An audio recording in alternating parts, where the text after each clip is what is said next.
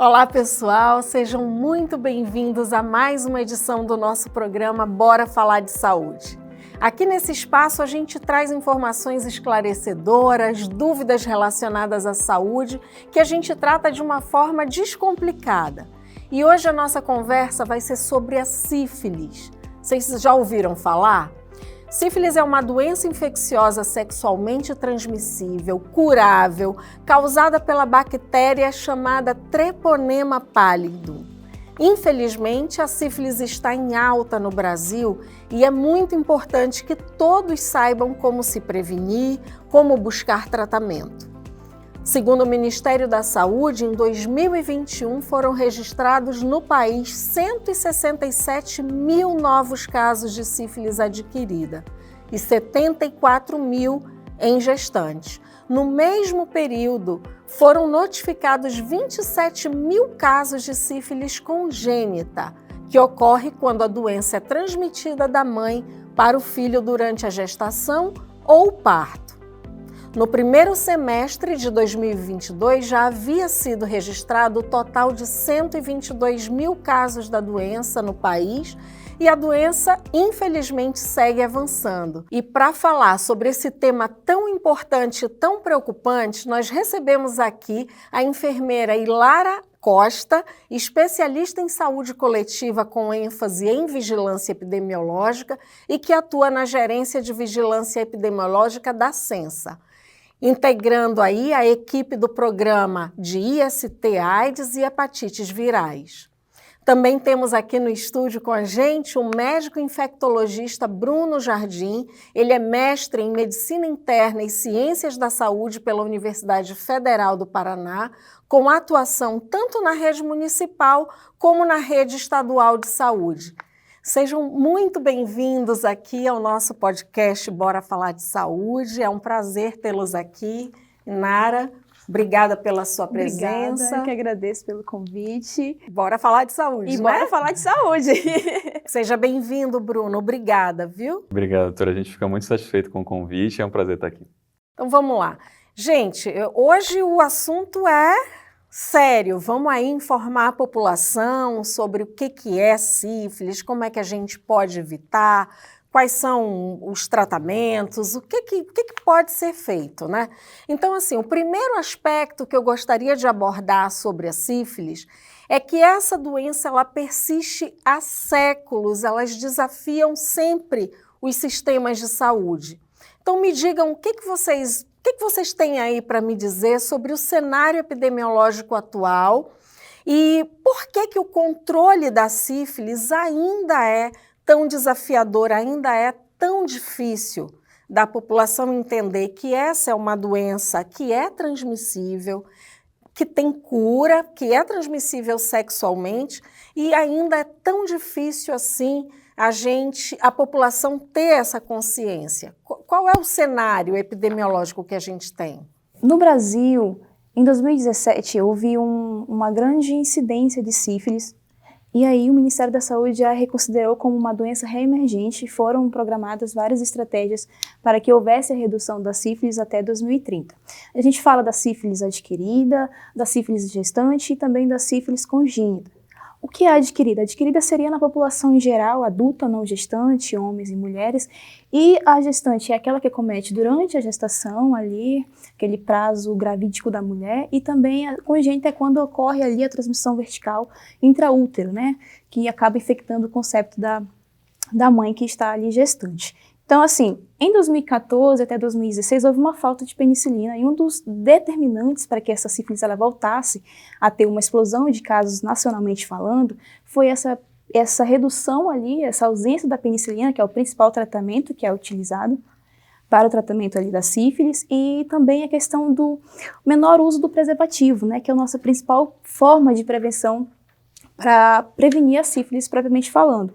A gente tem em Manaus, aqui entre 2017 a 2022, que são os dados do Boletim Epidemiológico de 2022, que o Brasil praticamente triplicou ali a sua taxa de incidência em relação à sífilis em adultos em geral, que é a sífilis adquirida.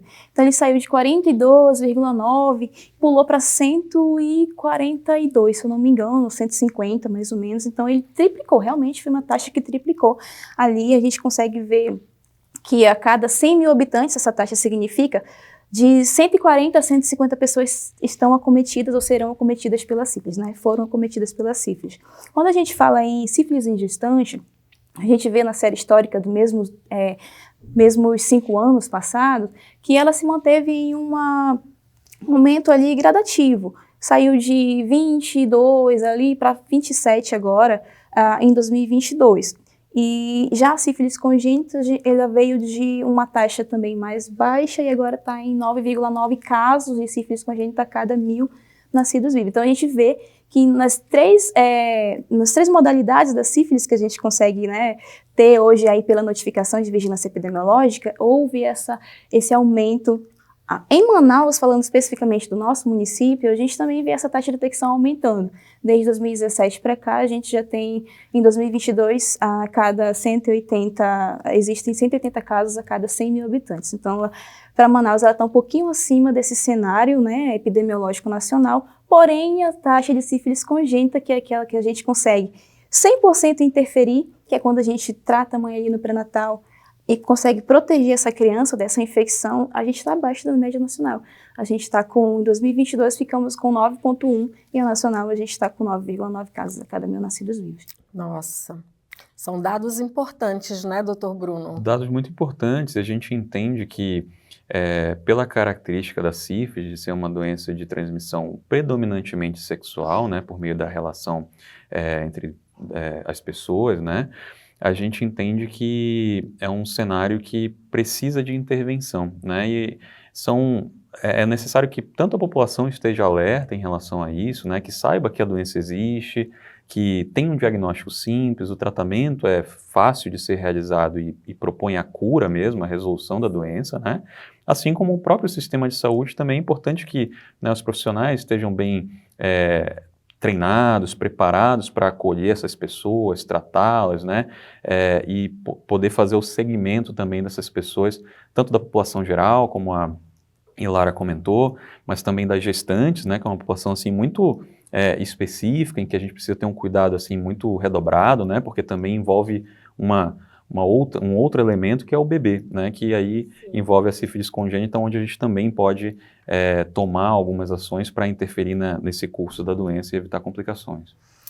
Então a gente vê aqui que uma das formas eficazes da gente poder prevenir não só a sífilis, mas como hepatite, HIV, é o uso do preservativo. E a gente vê, por outro lado, que o número de casos tem aumentado muito e isso está crescente. Então, a gente nota aí que as pessoas estão se cuidando menos, não estão usando preservativo, né? Vocês acham que é necessário que a nossa sociedade, que os órgãos de saúde insistam em campanhas educacionais sobre o preservativo, sobre prevenção dessa doença? O que é? Onde é que está falhando? As campanhas de informação ficaram menores?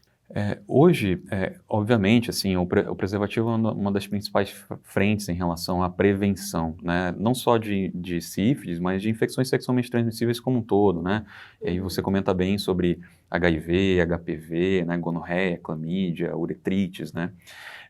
Mas hoje a gente fala muito mais, não só, a gente tenta não centralizar todas as medidas somente no preservativo, mas no que a gente chama assim de prevenção combinada, né? Que seria assim uma série, um conjunto de estratégias que, quando unidas, né, todas as estratégias, elas têm o mesmo propósito, que é diminuir o risco de infecção sexualmente transmissível. Envolve, né, o uso regular, né, o uso correto do preservativo, que é aquele uso em todas as relações durante toda a relação sexual, mas também outras medidas, como a testagem diagnóstica, né? A gente só sabe que uma pessoa tem sífilis quando ela faz o diagnóstico, então a testagem precisa ser ofertada, as pessoas precisam fazer. O tratamento adequado é uma forma de prevenir também a sífilis e outras doenças, porque quando a gente trata uma pessoa, a gente também tem um impacto epidemiológico, um impacto coletivo, né? Aquela pessoa passa a não transmitir mais para outras, né? Então, vacinação, né? Vacinação contra hepatite B, contra HPV, que são outras infecções sexualmente transmissíveis, uso de PrEP, PEP, que são formas medicamentosas de prevenção do HIV, que também está nesse contexto de infecção sexualmente transmissível, entre outras medidas possíveis, né? Então, o preservativo é importante, sim, mas eu acho que é importante a gente informar, inclusive, a população, né, enfatizar que existem diversos métodos e quando, né, um indivíduo, uma pessoa procura o sistema de saúde, certamente ela pode ter acesso a tudo isso no SUS. E a gente pode dizer, assim, que existem grupos vulneráveis em relação a esse tipo de infecção? Sim, a gente consegue hoje, por meio da estratificação de risco, que é uma abordagem que é utilizada pelos profissionais lá das nossas unidades de saúde, conseguir ali detalhar em relação às vulnerabilidades individuais, sociais e tentar fazer com que aquela pessoa ela utilize, né, da nossa prevenção combinada, que existe ali, ofertar as formas de prevenção e os nossos grupos principais ali que estão expostos às ISTs são os HSHs, os profissionais do sexo. A gente viu um dado muito interessante relacionado às profissionais travestis, né, que estão sempre com uma maior incidência ali. A gente vê que um dado era de 51,1%, então assim, a cada 2 travestis, uma será contaminada ou já teve de contato com a bactéria da Treponema pallidus desenvolvendo a sífilis. Então, nossas principais populações-chave que a gente chama dentro do programa são essas. Mas é importante destacar que apesar de essas populações serem ditas vulneráveis, né, justamente porque a prevalência, a frequência nessas populações é maior do que na população geral, é importante entender que não são somente essas as populações afetadas, Sim, né? sim. Qualquer um aqui, né, que seja exposto a sífilis ou a outras infecções sexualmente transmissíveis, pode ter a doença, né? Então é importante a gente esclarecer isso até para eliminar estigmas, né? Não marcar aquelas pessoas como grupos de risco, mas como populações que são chave nesse enfrentamento, porque não só tem uma prevalência maior, mas existem determinantes assim, né, da fragilidade, as vulnerabilidades coletivas, individuais, como a Lara comentou, que podem expor essa pessoa a um risco maior, uma prevalência maior dessas doenças, né? Quando a gente fala da história natural da doença, da sífilis, a gente sabe que ela passa por vários estágios. Esses estágios podem durar décadas, não é isso? Quais são esses estágios? O que a gente pode dizer aqui para o nosso público sobre essa doença em relação ao tempo de instalação, ao tempo das etapas? Porque eu imagino que conforme o tempo for passando sem o tratamento, cada estágio vai se tornando mais grave, crônico. O que a gente pode falar, doutor, desses estágios? Como é que se dá? Essa é uma pergunta muito boa, porque inclusive alerta a população para eventualmente reconhecer sintomas, né, e procurar uma unidade de saúde. É importante a gente destacar que a sífilis ela pode se apresentar com e sem sintomas, né? Então, por isso a testagem é tão importante, a procura ao sistema de saúde é tão importante. A gente tem a descrição, né, da sífilis, historicamente, assim, a sífilis é uma doença muito bem caracterizada e que normalmente ela se divide em algumas fases que são muito bem conhecidas. A primeira delas é conhecida como sífilis primária, que normalmente se apresenta com feridas, né, úlceras, geralmente na região onde se deu a entrada da bactéria, né? Principalmente região genital, no pênis, na região da vagina, eventualmente lesões, feridas orais também na boca, feridas na região anal também. E normalmente essas feridas, elas duram, elas permanecem ao longo de dias, a semanas, e elas têm uma característica que às vezes elas podem até passar despercebidas pelo indivíduo, pelo paciente, porque elas geralmente não doem, geralmente são uma lesão única, que não dói, né, que às vezes pode passar assim como se fosse uma cura, uma resolução espontânea. Semanas depois, geralmente essa doença ela passa para uma fase secundária, que é uma fase em que normalmente é uma manifestação assim com lesões de pele, como se fosse assim um vermelhão pelo corpo, várias pintinhas vermelhas, às vezes os gânglios inchados, as ínguas, né? Tipo quando a gente tem uma dor de garganta. Isso de quanto tempo da primária para a secundária? Geralmente ao longo de semanas isso, um intervalo assim de semanas, né? Pode durar alguns meses até, e depois dessa apresentação. A pessoa pode sentir assim gânglios inchados, né, na axila, no pescoço, na virilha, às vezes lesões que podem até se aparentar às lesões do HPV, por exemplo, lesões semelhantes às verrugas, por exemplo, né, e até anos depois pode se apresentar com uma forma chamada de sífilis terciária, que hoje, devido ao tratamento eficaz, né, amplamente disponível, é mais raro da gente encontrar, né, mas que pode afetar virtualmente assim, em qualquer lugar do corpo, né, pode afetar a pele com lesões assim, mais vistosas, né, pode afetar a visão, pode ter alterações neurológicas como demência, né, alterações do aprendizado, da memória, né, e até alterações no coração, alterações cardiovasculares. Então é uma doença assim que a gente chama de que é uma grande imitadora, ela pode simular várias outras doenças porque ela é muito diversa.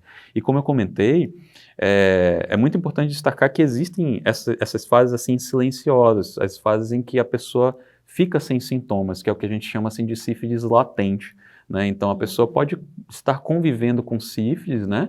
Não ter sintomas, mas ainda assim essa bactéria pode ser transmitida para outra pessoa por meio do contato sexual. Então por isso a testagem, o diagnóstico e o tratamento são importantes, né? Exatamente. Outra questão preocupante é a sífilis congênita, que a Emily muito bem colocou logo no início, né?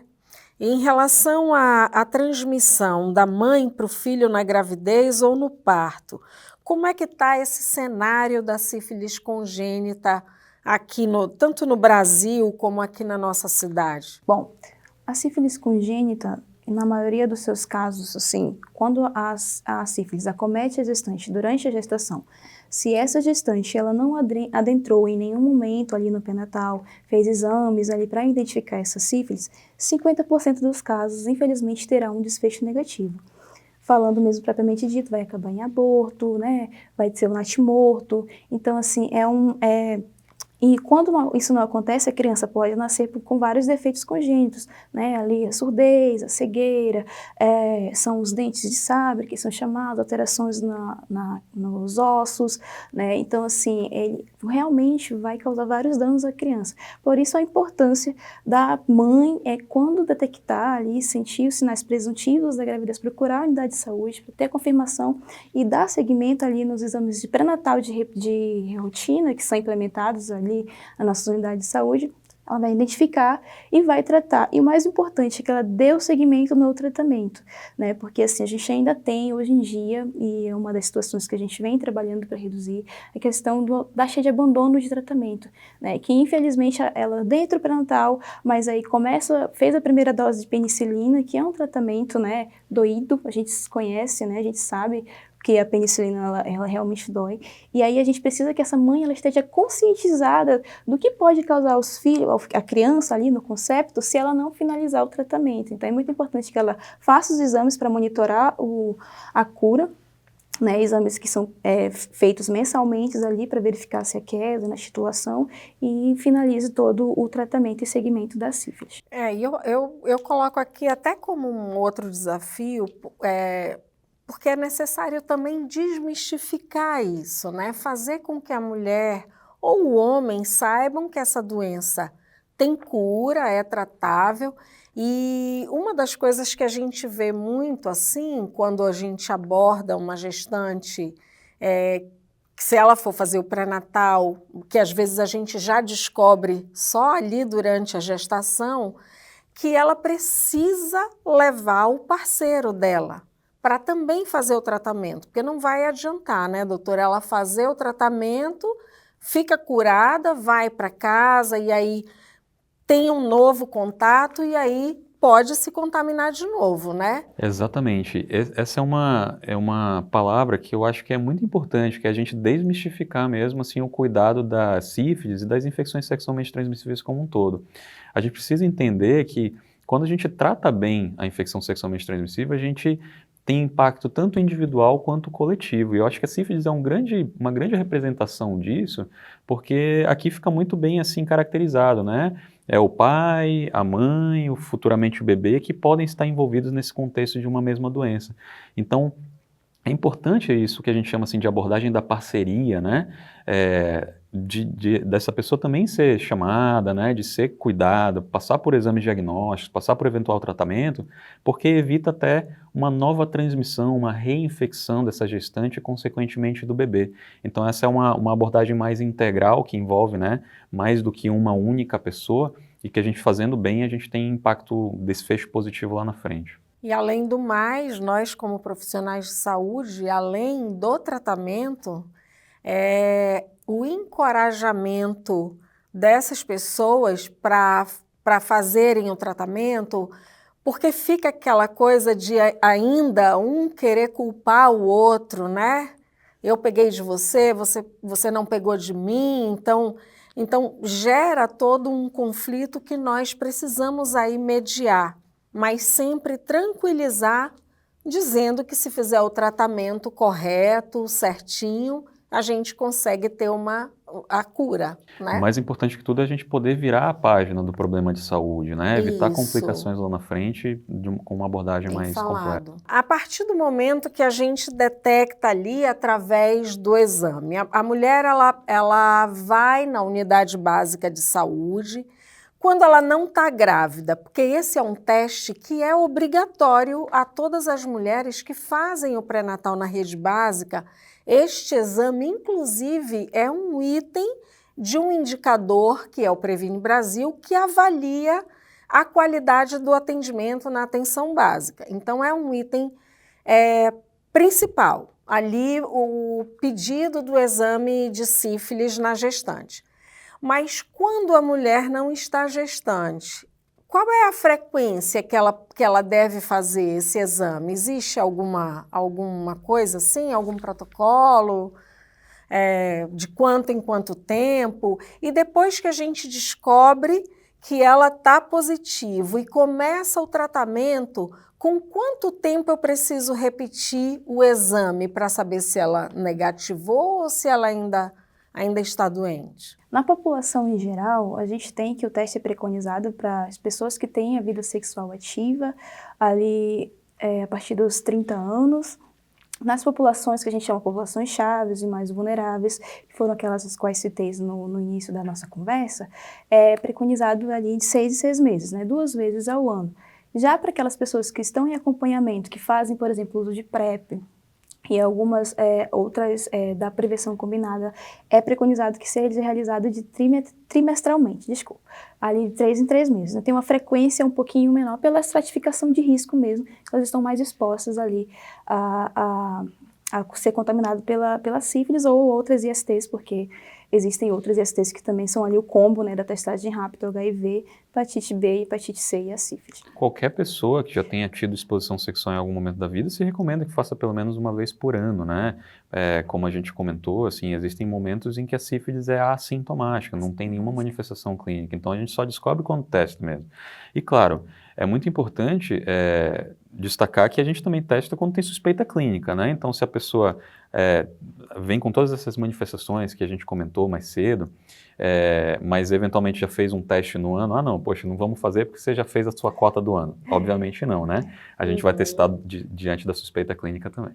Entendi. Aí depois que eu começo o tratamento, eu fiz ali a primeira dose da penicilina, então o intervalo para eu repetir esse exame é em torno de 3 meses? Normalmente sim, assim, para controle do tratamento, né, as pessoas que estão tratando, assim, na população geral, sífilis adquirida, que a gente chama, a cada 3 meses se repete um dos exames da sífilis, né, que é o que a gente chama de VDRL, esse é o exame mais comumente utilizado para seguimento, né, e se acompanha isso ao longo de cerca de 1 ano para ver como que está o valor desses títulos, além da própria avaliação clínica em consulta, né, no sistema de saúde.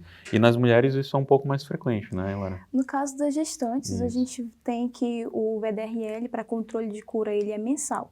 justamente por conta daquele curto período de tempo que a mulher fica grávida ali, para justamente identificar casos de reinfecção e casos de reativação da sífilis e poder precocemente tratá-la novamente em casos em que acontece esse tipo de situação. E evitar que o bebê ali seja sempre objetivando essa né? proteção da criança. Evitar as ali, entre a complicações outra. tanto da gestação, do parto, mas também do puerpério e para o bebê, né? Bom, gente, agora a gente faz aqui uma pausa na nossa conversa para o quadro Espia Só.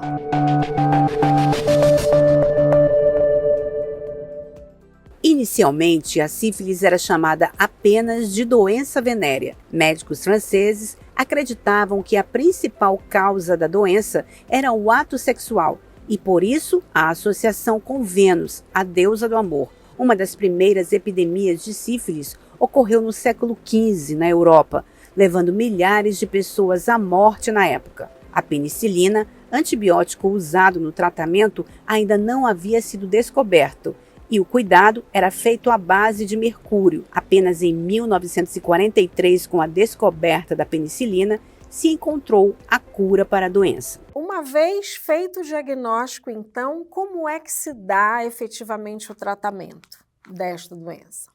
Então, o tratamento é feito com uma droga, né, um medicamento, um antibiótico, que é antibiótico, exatamente, né, que é amplamente conhecido, né, popularmente conhecido, que é a penicilina, né, um dos primeiros antibióticos, né, descritos por um pesquisador chamado Fleming, né. Essa droga foi descoberta lá na década de 20 e a partir dos anos 40 ela já foi iniciada, assim como o tratamento padrão da sífilis e assim é feita desde então. Esse medicamento, até hoje, assim, a gente sabe que a bactéria ela não apresenta resistência à penicilina, então ela é considerada assim como o melhor tratamento mesmo, seja aqui no Brasil, em outros países, né? Dentro do Brasil, em qualquer um dos estados, o tratamento é padronizado como sendo a penicilina mesmo.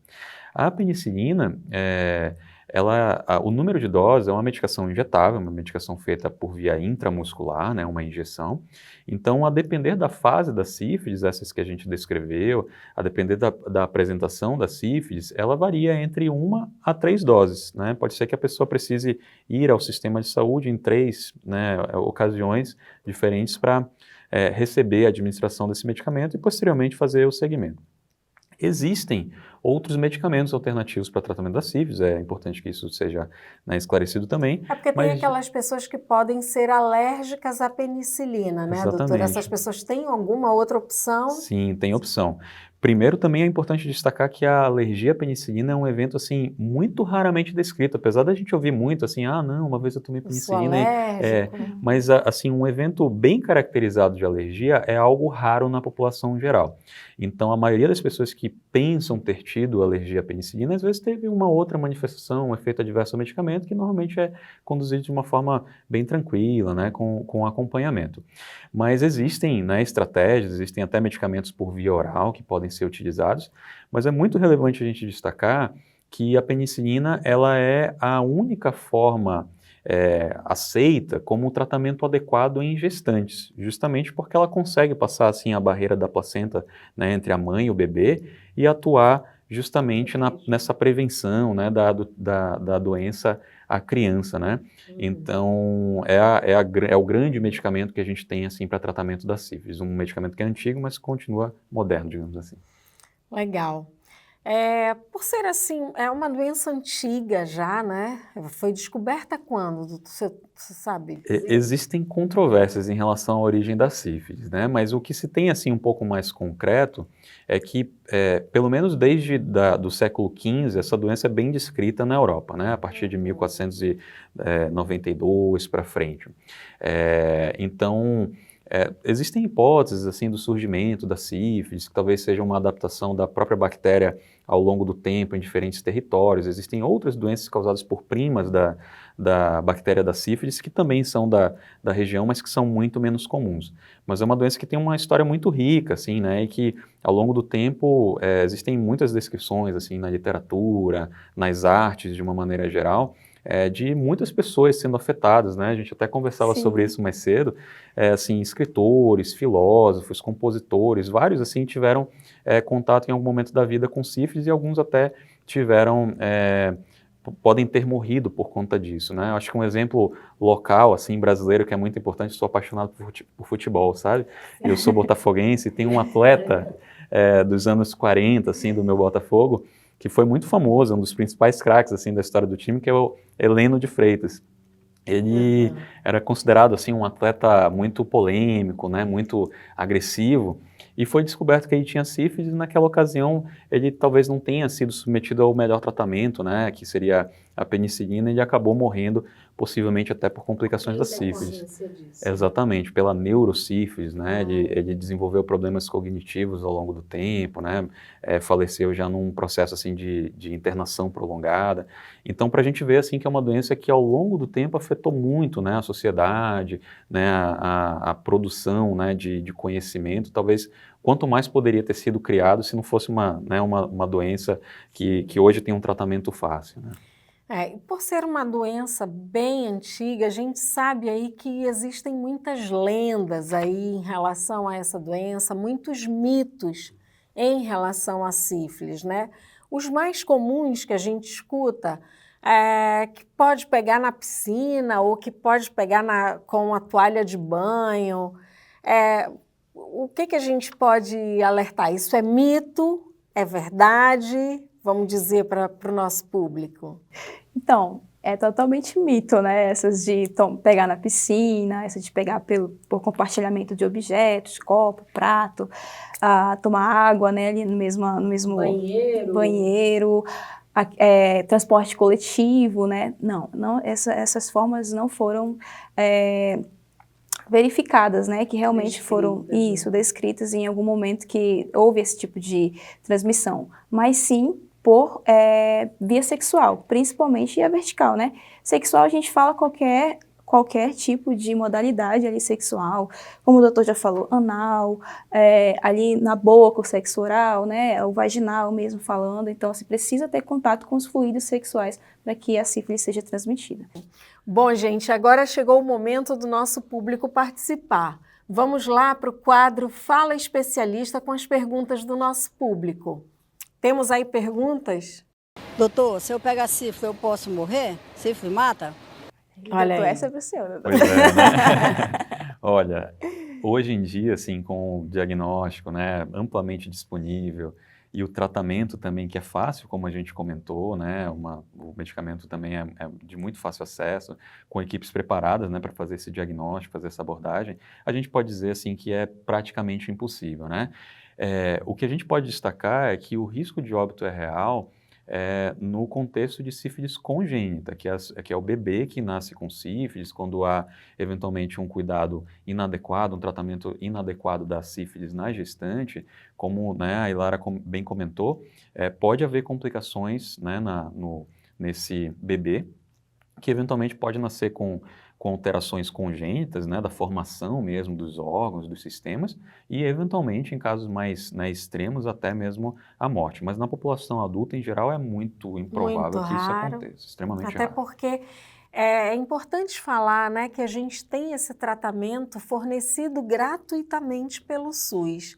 Então, é mais aí uma facilidade para a população, né? Exatamente. E assim, todo o segmento da doença, todo o tratamento, desde o diagnóstico, o tratamento e o controle com os exames, são fornecidos nas nossas unidades de atenção primária. Então, assim, todo o segmento você consegue fazer ali na sua unidade de saúde próxima à sua casa, né, sem precisar serem referenciados para especialistas ou centros mais específicos. Então, a gente consegue fazer todo esse acompanhamento na unidade de saúde da PS. Legal. Temos mais perguntas aí, gente? Tenho aqui uma curiosidade em saber quais são os sintomas da sífilis. Você poderia me dar aí uma resposta, tirar essa curiosidade? Perfeito. Então, como a gente comentou, os sintomas da sífilis são diversos, né? Então, desde a presença mais precoce, né, de sífilis, da sífilis primária, que é aquela apresentação com ferida, né, com úlcera, que geralmente não dói, uma ferida assim que tem as suas bordas um pouco mais elevadas, parece uma ferida assim um pouco mais limpa e que às vezes pode melhorar sozinho, mas que não significa cura, né? É uma evolução natural. Mas entre os sintomas da sífilis também podem se apresentar manchas pelo corpo, né, que geralmente não coçam, alterações oculares, alterações da audição, ínguas pelo corpo também, né, lesões da pele, das mucosas que parecem também verrugas, né?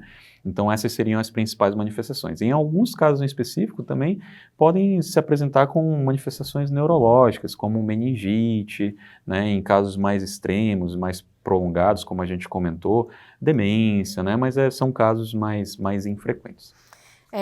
Só uma observação para deixar aqui para a gente. Quando o senhor fala que uma das manifestações se dá por lesões nas áreas genitais ou na boca, geralmente a gente vê que o público, ao ver uma lesãozinha, uma ferida, tenta usar várias pomadas, né? Eu acho importante deixar isso aqui, porque vai usar uma pomadinha cicatrizante, vai conversar com a vizinha já teve parecida, passa a pomada para ela.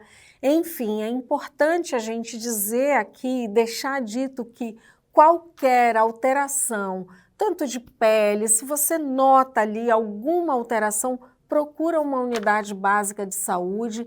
Nem todas as medicações que servem para uma pessoa servem para outra, e nem todas as lesões, feridas, são tratadas com pomadas, né, doutor? É como a gente está conversando sobre isso aqui. A Ilara já deve ter visto muita coisa também, mas às vezes as pessoas chegam com, assim, tendo aplicado as mais diversas, né, formulações, tanto medicamentosas quanto... Ela só procura, na verdade, a unidade de saúde quando ela sozinha, com as pomadinhas, com as mandigas que ela tem em casa, não consegue conter aquela ferida. E é importante que, assim, às vezes, além de não causar benefício, pode causar dano, né? Isso. Ter mais lesão, às vezes ser um agente irritativo, fazer dermatite local, às vezes até infecção secundária. Então, realmente, a gente orienta que procure serviço de saúde. E orienta que não usem medicamentos sem uma orientação médica, uma indicação médica, né? Uma coisa muito interessante que acontece também é a questão das lesões da secundária, características ali, as pápulas, roséolas que aparecem nas palmas das mãos ali, nas plantas dos pés, aqui no tronco também, elas são comumente confundidas com alergia. E como as características da sífilis, sinais e sintomas, elas são autolimitadas, ou seja, elas chegam a sumir sem nenhum tipo de tratamento, a pessoa toma um antialérgico, me curei. Poxa, Era alergia mesmo, olha aí, eu não Passou. sabia. Então a gente tem que ter esse pensamento, se a gente teve uma exposição de risco, uma relação sexual desprotegida, procurar uma unidade de saúde para fazer a testagem e possivelmente identificar e tratar a sífilis, que é 100% curável. É isso. Mais perguntas aí, gente? Doutor, quem pode contrair a sífilis? Qual é o perfil? Exatamente, essa é a pergunta, assim, né, que a gente precisa... Nós comentamos, né, doutora, antes exatamente, a gente precisa esclarecer que apesar de haver pessoas em que a frequência, né, naquele grupo populacional, por N motivos, seja maior do que na população geral, virtualmente qualquer pessoa na população pode ter sífilis, né? Então, às vezes acontece aquela coisa, mas eu recebi um paciente idoso, né? Eu não vou fazer o teste porque é um idoso, né? Nada disso, né? As pessoas namoram, as pessoas têm relações, né? As pessoas se expõem ao longo da vida. Então, virtualmente, qualquer pessoa que tenha tido, né, exposição sexual em algum momento da vida tem indicação de rastrear e de fazer o teste. Mais perguntas? Gostaria de saber, sífilis tem cura? 100% curável, tratamentos com opções, principalmente a penicilina bizantina, mas existem outras opções também para a população adulta em geral, exceto o gestante, que é apenas a penicilina. Mais perguntas? Eu gostaria de saber se, quando a mamãe está grávida, se pode passar a sífilis para o bebê quando está na barriga. Olha, essa é ótima. Sim, pode, e em casos em que ela não procura o tratamento, no caso diagnosticar e tratar a doença, 50% de chance do bebê ter um desfecho negativo ali na gestação, desde abortamento até má formação congênita, né, como surdez, cegueira. Por isso a importância da gestante adentrar o pré-natal para que ela possa diagnosticar e tratar essa doença, essa infecção sexualmente transmissível. Até mais ou menos quantos meses, quantas semanas de gestação a gente consegue proteger o bebê dessas consequências? Ou não tem um período? Por exemplo, muitas das vezes as mulheres, nem elas mesmas identificam estar grávidas. Então, elas já procuram a unidade de saúde no 4º, 5º mês. Ainda dá tempo, doutor? Sim, a gente precisa reforçar que assim, fazer um pré-natal de qualidade é importantíssimo para a evolução positiva tanto da gestação quanto do parto, né, a recuperação, ali, o puerpério da mulher, né, o crescimento e desenvolvimento do bebê. Porque infecções, não somente a sífilis, aqui a gente está comentando mais sobre a sífilis, e outras doenças podem ter um impacto muito negativo, né, nessa evolução. É importante a gente destacar que a sífilis pode ser transmitida durante todas as fases da gestação, primeiro, segundo, terceiro trimestre, inclusive durante o parto. Então, é prevenível, né, mesmo que se apresente de maneira tardia, mas quanto antes tratada, a chance de prevenção à sífilis congênita é maior. Legal. Olha, gente, muito, muito bom esse programa. Eu quero agradecer aqui imensamente a presença da Ilara, a presença do Dr. Bruno aqui no Bora Falar de Saúde. Foi muito enriquecedor. Eu acho que a população conseguiu entender, explicamos de uma forma simples, descomplicada, e eu queria muito agradecer a presença de vocês aqui, viu? Foi muito enriquecedor. Obrigada, doutor Bruno. A gente que agradece o convite, a gente fica à disposição para eventualmente. Muito obrigada. A gente agradece também, doutora Chádia, muito obrigada, e também me coloco à disposição junto com o doutor Bruno. Estamos juntos, então. Pessoal, quero agradecer a nossa produção, e você aí pode nos seguir nos principais tocadores de podcast para ficar por dentro dos temas de saúde que são discutidos de forma bem simples, descomplicada, para que você entenda tudo. Acompanhe a gente aí, um grande abraço a todos e vamos lá esperar a próxima edição.